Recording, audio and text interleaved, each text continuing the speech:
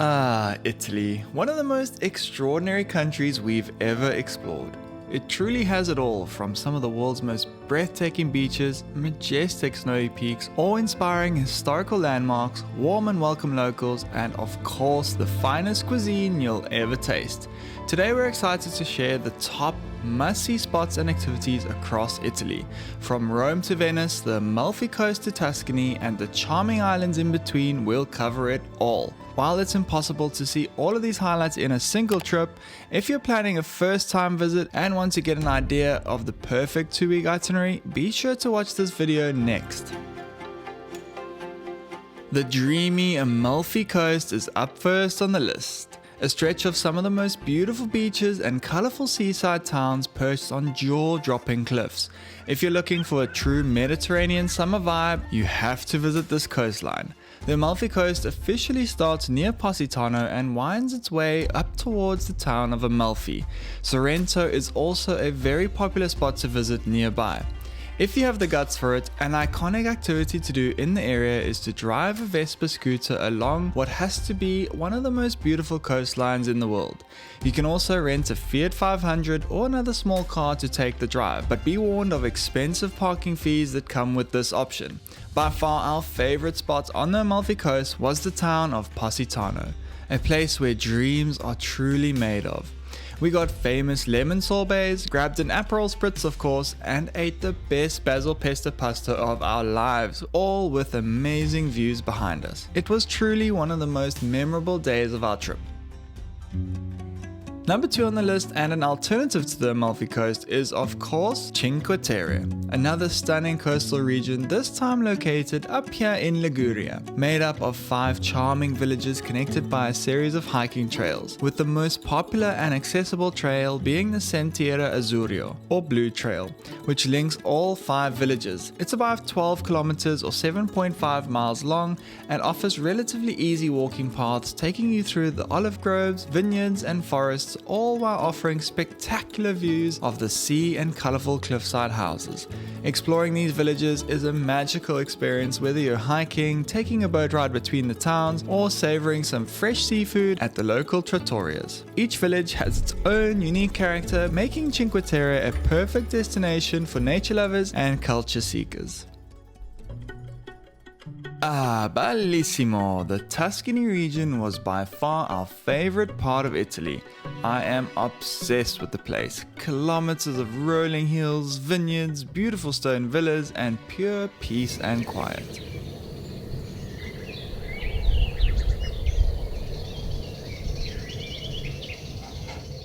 If that's what you're interested in, you have to visit Tuscany. It's important to have your own transport here though. Tuscany is a large region in central Italy, so we booked a little Fiat 500 and had a blast driving those gorgeous roads. We picked up our car in Sorrento and road tripped it up to the incredibly beautiful area of Val d'Orcia. There are so many old towns to visit and stay in. San Corico de Orcia, Pienza, Siena and Pitigliano were some of our favorites. The region produces some of the world's best wines, so we'd highly recommend making a day out of visiting some of the vineyards scattered throughout. You do have to book in advance, and wine tasting costs roughly 15 to 50 euros per person. We booked a local guest house for only $100 a night, cooked ourselves some delicious meals using local ingredients, drank wine, and just soaked in the scenery. It was just what we needed. Next up is Claire's absolute favorite spot in all of Italy. There's just something about Lake Como that made her fall completely in love with it. So this is love. Look where So you're this walking. is love. Maybe it's the perfectly groomed hedges and flowers everywhere, the very upmarket boutique stores, the luxury villas, or just the lake itself backdropped by those magical mountains. There's just no place like it. Lake Como is located in the very north of Italy near the Switzerland border. We're so happy we included it in our itinerary. It was just the cherry on top of our incredible Italian adventure. The lake is shaped like this, and there are a number of cute towns to visit all around it. We camped at a beautiful site on the shore called La Fornas and drove into Bellagio for the day. It's one of the most popular towns on the lake, located right here. If you can, we highly recommend staying here for 2 or 3 nights and then visiting a number of towns around the lake by boat. The best boat trips are linked in our Get Your Guide wishlist. Another dreamy place to visit is, of course, the one and only Venice.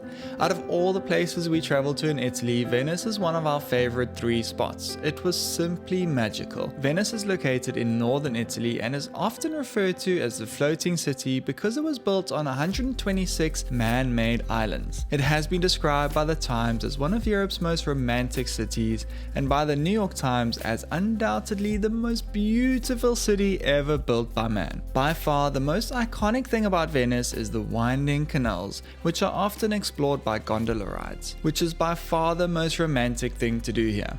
For us, the beauty of Venice was just strolling around the cute little alleyways, admiring the historic bridges, and taking in the architecture. There are many places to dine at, but we chose to grab some takeaway pasta and some prosciutto rolls to enjoy on the canals. Staying on the actual island of Venice is for those with bigger budgets and highly recommended if you can afford it. Alternatively, and what a lot of tourists do, is to stay on the mainland and catch a quick 15-minute bus ride in like we did. We've listed some amazing accommodations from all over Italy in our resource pack available on our website. The top sites to visit here in Venice are Piazza San Marco's Basilica, the Bridge of Sighs, and Rialto Bridge. We all know Italian food is the world's most popular food. Pizza, pasta, tiramisu, espresso, mozzarella, cappuccino, we can think of hundreds of different dishes that have spread all across the world, making a cooking class in Italy itself one of the best and most special things you can do on your trip. We chose to do our cooking class in Italy's most beautiful city of Florence, and it was one of the best nights of our lives with bottomless wine, prosecco, and even limoncello shots. Our amazing teacher taught us how to make ravioli, tagliatelle, and tiramisu from scratch. And all for only 70 euros per person. It was an absolute steal. We've linked a number of different classes in our Get Your Guide Italy wishlist. The QR code should be on the screen now if you want to do this exact tour. We'll also link it in the description and comments of this video, or you can comment Italy wishlist and we'll send you the link directly. We will never look at a bowl of pasta the same way again. So much effort and love goes into creating it from scratch. It's a form of art and a must-do while you're in Italy. The ancient city of Rome is next on the list, and for good reason. It is home to some incredible attractions, including the legendary world wonder, the Colosseum, an attraction that should be on everyone's bucket list. Rome has an absolute ton of things to do, from throwing a coin into Trevi Fountain to visiting the most well-preserved building in Italy, the Pantheon, to the Roman Forum and the Arch of Constantine. All of this pales in comparison to the one and only Colosseum though. The original stadium and inspiration for all modern stadiums around the world today, an iconic symbol of the Roman Empire and testament to Roman engineering and architectural ingenuity. To visit, you must book tickets in advance. You can book them on Get Your Guide or on the official website here. Sticking in Rome, a Roman food tour is next on the list. We always suggest doing a food tour as soon as you arrive in a new country. Not only do you learn about the best dishes the place has to offer, you also learn about all the history, landmarks, and facts about a country. Rome is a city full of ancient history and romance, but it's also home to some of the best food in all of Italy. And the area of Trastevere is home to the best food in all of Rome.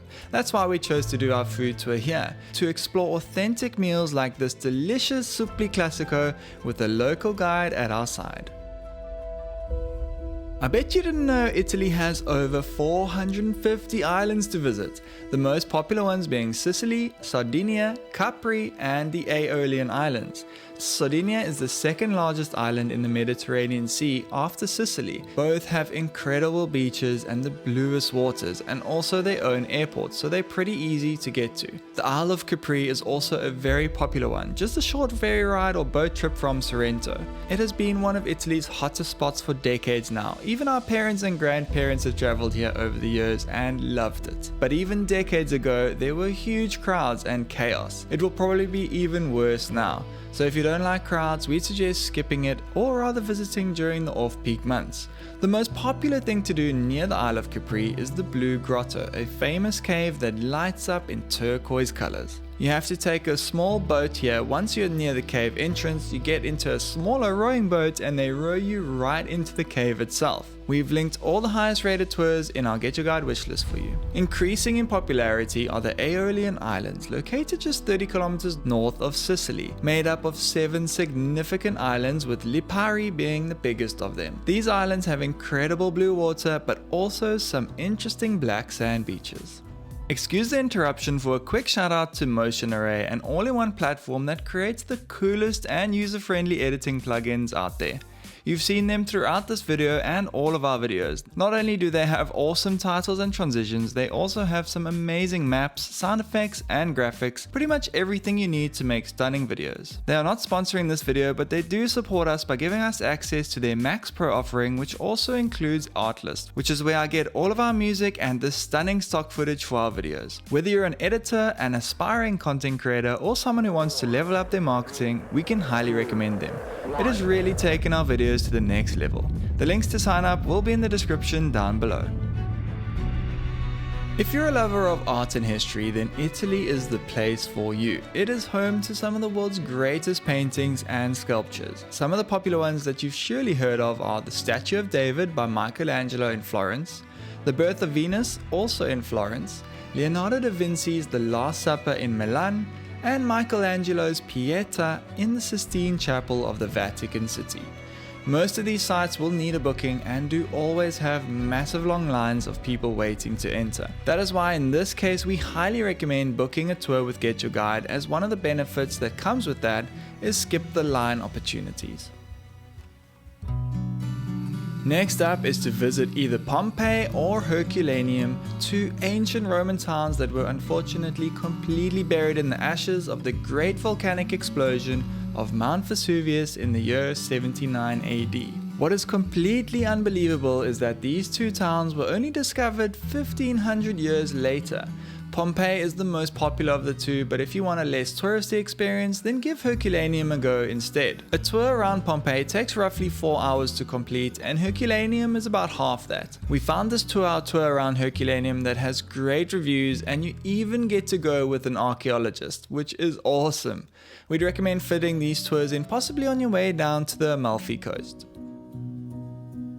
Next up is something completely different, and that's to explore the Dolomites, a mountain range in the northeast of Italy. They're a section of the Italian Alps made of Dolomite rock, also known as the Pale Mountains for their unique pale rock formations, lying around 1,300 meters above sea level. This is a year-round destination. In summer and spring, the lakes are gorgeous and blue, and the landscape is lush green and incredibly beautiful.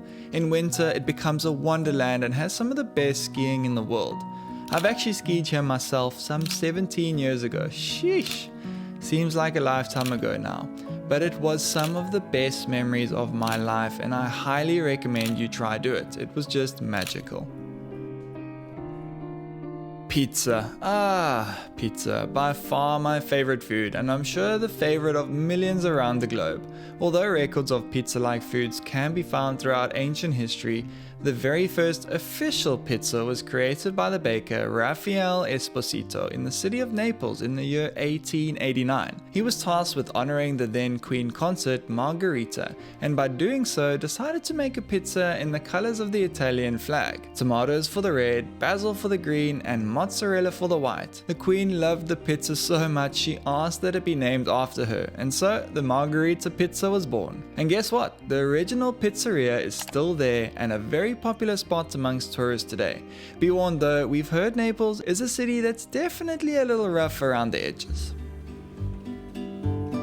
Leaning into the next one on the list, you guessed it, to visit the Leaning Tower of Pisa. The town of Pisa is located near Florence, and the tower is actually a bell tower on which construction began in 1173. When the second floor was built 5 years later, the tower started to lean. This was because it had a small 3-meter foundation set in very soft soil. The design of the tower was bad from the beginning, but they still went through with it, completing it some 200 years later, and today it's one of Italy's top attractions, funny enough. Most people do a day trip here from Florence. You can catch a short 1-hour train ride. There isn't much else to do in Pisa. You're going mainly to take those cute Pisa pictures everyone does. Even my mom did one back in the 70s. Moving up north from Pisa is Milan, a huge metropolis and the second most populous city in Italy after Rome. It's famous for being the fashion capital of Italy. If you're a lover of the city life and shopping and fashion, Milan is definitely worth the stop. The famous Milan Fashion Week takes place twice a year, every February-March for the spring collection and every September-October for the winter-fall collections. The history of fashion in Milan actually started with the Italian aristocracy dating back to before the Renaissance. Italy's reputation in fashion was first set by the monarchy. Everyone wanted to dress like the nobility, and they dressed lavishly. The 15th century was a time of artistic flourishing and vibrant colors. Milan's an amalgamation of the past and present, with its majestic Gothic cathedral, the Duomo di Milano, and the modern-day business district skyscrapers. And if Italy itself doesn't have enough, then there's even a country within Italy you can easily visit, and that's the Vatican City. Yes, it's its own country located right within Rome. The Vatican is one of 3 city-states in the world, with Singapore and Monaco being the other 2, and is the headquarters of the Roman Catholic Church. It's home to the Pope and a trove of iconic art and architecture within the Vatican Museum. Some of the world's most famous pieces can be found here, as we mentioned earlier in the video. The Sistine Chapel and the famed Michelangelo's paintings have drawn multitudes of visitors to the chapel ever since they were revealed 5 centuries ago. You'll need 4 or more days in Rome to do everything, including the Vatican City. The Vatican might take you the entire day if you're visiting all of its attractions and you haven't booked in advance. It has some of the longest lines into attractions. The museum usually has a 3-hour wait time in summer, so definitely book your tours on GetYourGuide in advance. And that's it, we've covered all of the top things to do on your next trip to Italy. You might need to do multiple trips there to get them all done, but hey, who doesn't want to visit this amazing country many times during their lifetime? We hope you found this video helpful, and if you did, we'd appreciate you hitting that thumbs up button. Let us know what you'd like to see from us next. Thanks for watching, and ciao for now.